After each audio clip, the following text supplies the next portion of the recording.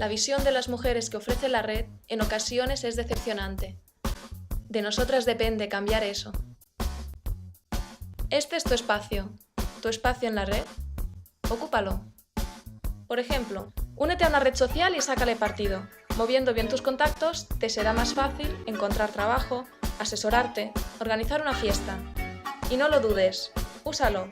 Es un buen altavoz para expresarte.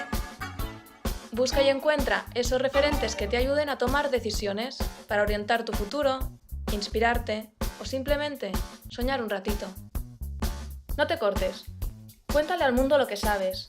Tú también puedes convertirte en referencia o encontrar apoyo.